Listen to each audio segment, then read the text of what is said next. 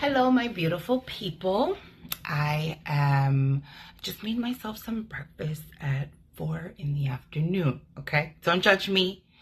I be up till like 5 in the morning. So I woke up like a little bit before noon, and I had some coffee.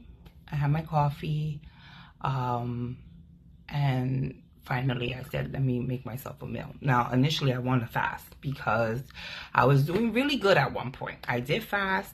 I cut out a lot of sugar, and I was actually able to do walking lunges, which was incredible because my knees were in good shape. It was, like the, the fasting and the letting up on sugar, or at least refined carbs, helped me, my joints, my knees were in good shape.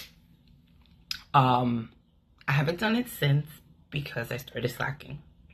I did, and sometimes we have to slack to catch ourselves, to be like, oh shit, no, I can't be doing that. Let me go back to what I was initially doing. We slip up all the time.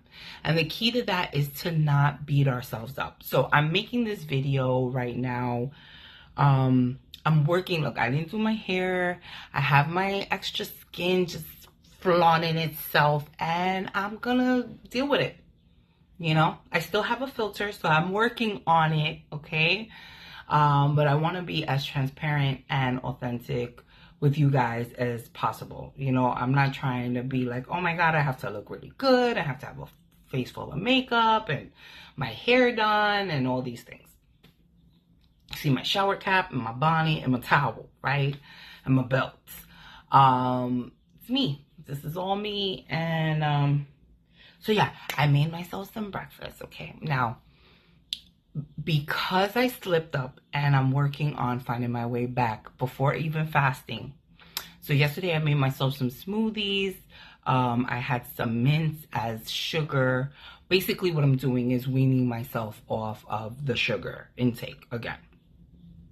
So today, besides my coffee, I did make some toast, which I shouldn't be eating bread, but yeah, this is the point that I'm trying to make, is that we're so hard on ourselves that we, set unrealistic expectations, and we like try to go to the deep end and just be like, yeah, I'm just gonna cut everything out all at once. No. Oh, I'm gonna go to the gym for 90 minutes and do this. No, we don't need to do all of that. We don't. Baby steps, little by little, training wheels. Like, I see so many people struggle with their weight, and the poster child for struggling with my weight. Okay, I've done it all. I've done everything under the sun, and I'm actually happy with the fact that I've achieved something so great. Am I perfect? Am I where I want to be? No, but I'm not where I was, and seeing the difference between what I look like before and what I look like now is, to me, is living proof that you can do anything. There's no, but when people tell me, I can't do this, and I'm like, not with that attitude. You know what I mean? Because you gotta believe it. It all starts up here. Now, let me tell you, when I started my weight loss journey, which it was many, many failed attempts, I was brainwashing myself, following a bunch of women on Instagram. This is why I love Instagram, because I fixed my algorithm to what I wanted it at the time, and it was nothing but nutrition, fitness, and just following a bunch of girls that got like surgery after losing the weight, losing all these girls that lost over 100 pounds. And I just thought it was miraculous. I'm like, oh my God, this is amazing. One day that'll be me. And it is. It's me today. I lost over 130 pounds. I've maintained my weight for about 4 years, 3.5 years. So, right now, because I haven't been walking much. So the last 3 summers, my job consisted of a lot of walking. I worked outside in a really big space, big open space as a server. So I was running ragged up and down everywhere. I love the job. I love the physical aspect of it because I don't really like standing in one place, but I also don't like sitting for hours. So the running around really was invigorating. You know what I mean? It made me feel like, oh, thank God that I'm able to do this. Because when I was bigger, I was not able to do that. So it gave me a lot of appreciation for my body.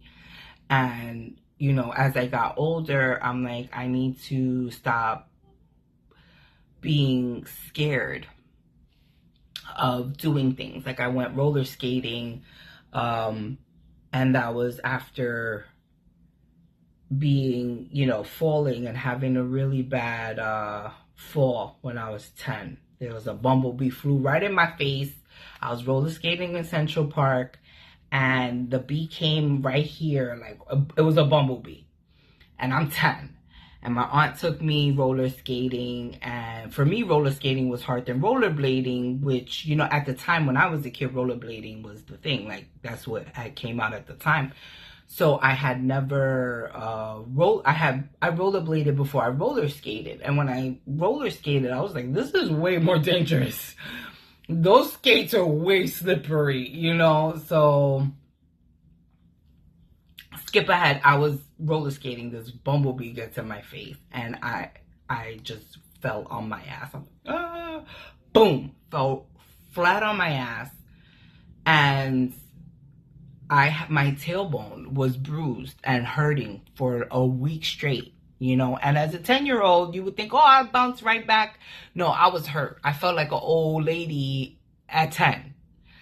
And ever since then, I was like, oh, I'm not going to do it again. I don't like roller skating, all these things. But then I went roller skating, and this lady was like, oh, I'm going to be 70 next month. And, you know, I really wish I would have done it earlier. This is at the skating rink, mind you, when I first got there. She's like, I wish I would have started it earlier because then I could do it now, but it's too, you know, it's too late for me to start now and start learning now, because if I do hurt myself, like I'm at that age where like it'll be bad, you know. At least when I was younger and I hurt myself, it'd be fine. And she was like, you know, I regret that. I regret not doing it younger.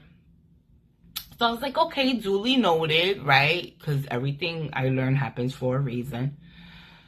And then we get out there, me and my friend who invited me, who I love, he's an amazing lyricist. He's like, we're watching the people. This is before I determine whether I'm going to put on these skates and go out there or not. So we speak to this lady. Then I go and we're people watching out on the rink. And there was an 80-year-old lady, or at least she looked around her 80s. And she was in the middle of the dance floor getting it. When I tell you, she was grooving. It was like old school nights. So they had like the jams that people used to actually roller skate to back in the day. It was amazing. One of my favorite nights ever. 4 on the dot right now. 0-0 for me is, I've been getting a lot of zeros and ones.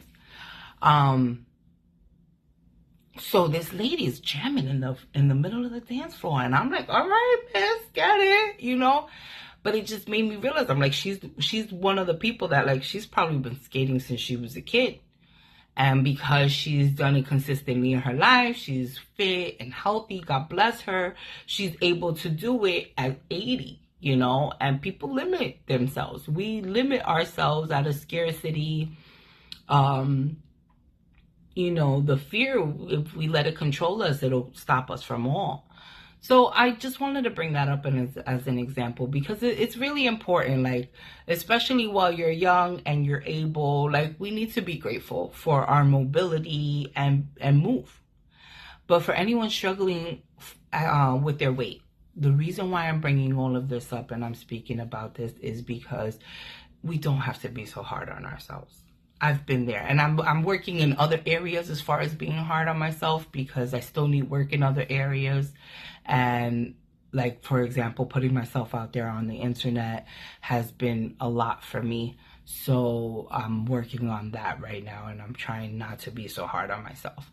But as far as working out, eating right, we don't have to go to the extremity of, going and doing a parasite cleanse and like if you never dieted before, you haven't dieted in years, and you haven't worked out in years, you gotta go and just go and dive in the deep end of the pool when you barely know how to swim. Like, no, please don't put all that pressure on yourself. It makes me emotional because you don't have to be hard on yourself. It's like you have to treat yourself like a child. Like, you have to have the patience and understanding of little by little, baby steps, right?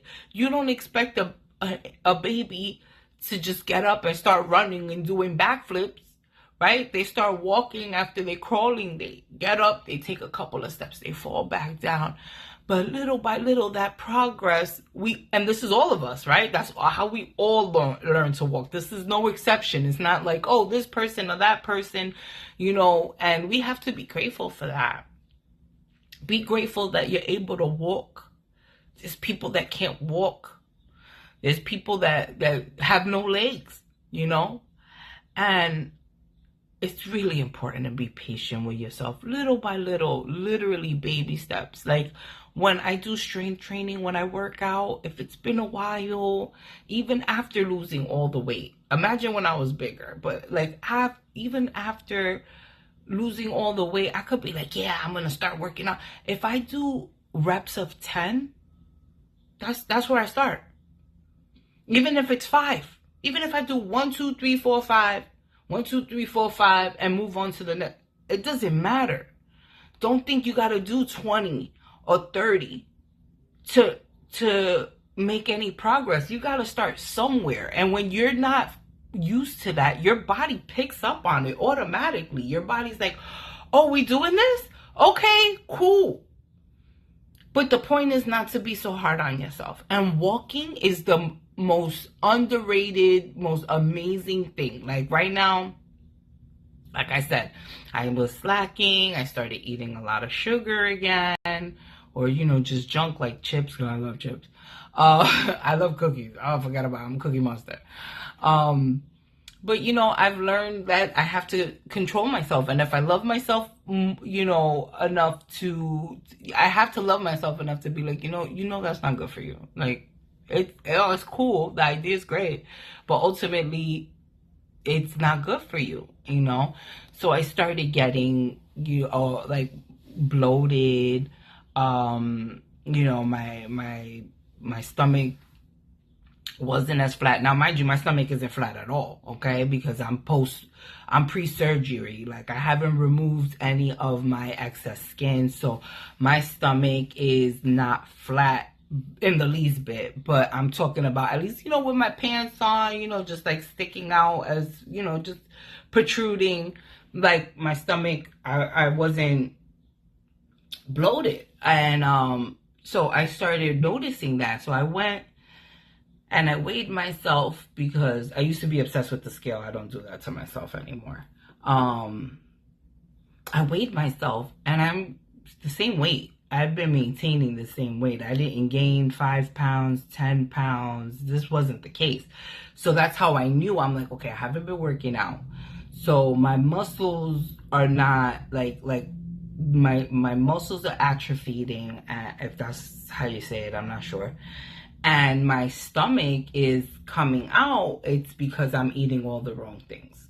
So, it was encouraging to know that the scale didn't move drastically. It wasn't like, oh my God, I gotta lose a bunch of weight. But I realized that because I'm not walking and I'm not staying active like I used to, everything's going to the midsection. Not eating right, it's going to the midsection. I don't do it overboard, but what I am eating and the lack of muscle training has caused my body to start changing in a direction I don't want it to go in.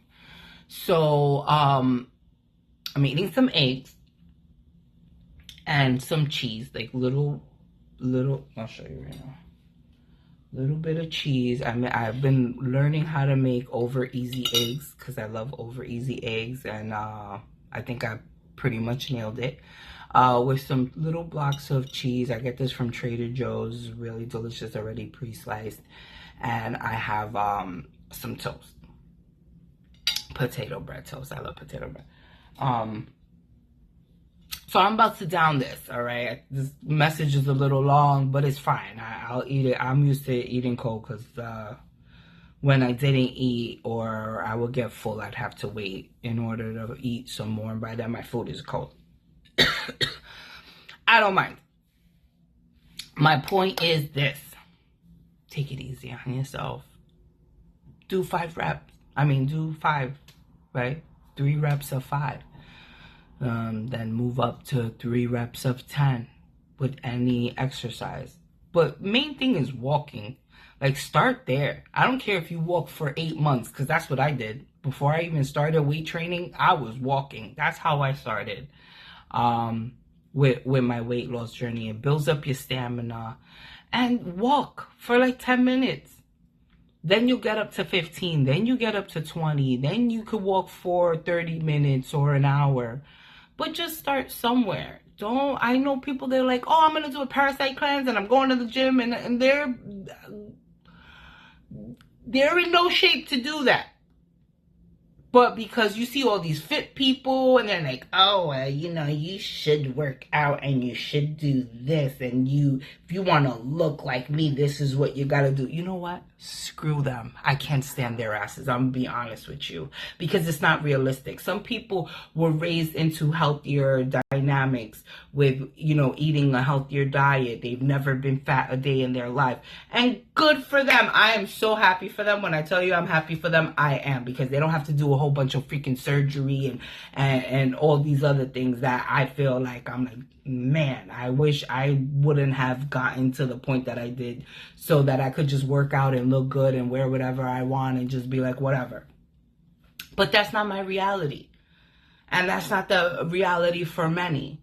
So the reality is, be kind to yourself. Be patient with yourself. Start with baby steps, little by little. The point of it is to not stray from that.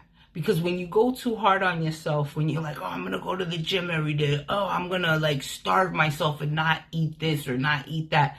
You're just setting yourself up for failure. It's literally sabotage that we do, which is why I've had endless attempts, trying over and over again. Oh, let me try this and let me do this and let me do that. And I run back and binge on some cookies. So go out for a walk while it's still beautiful out, before it gets cold. From now to when it gets so cold. And even then, you might even be like, yo, pack up a bunch of layers, because it's good to walk in the cold too. It's actually amazing. But do that.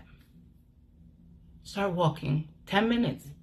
10 minutes. Walk 5 minutes from your house and then walk 5 minutes back.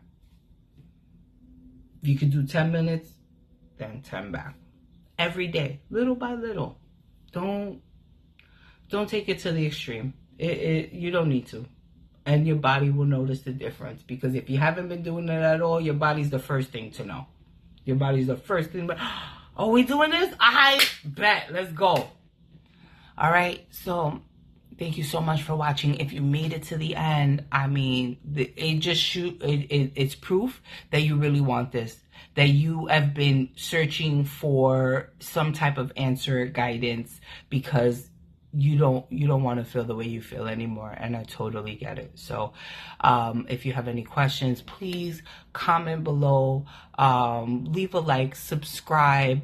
I am going to be more consistent with these videos, because I know as much as I needed the help, that I can help others as well.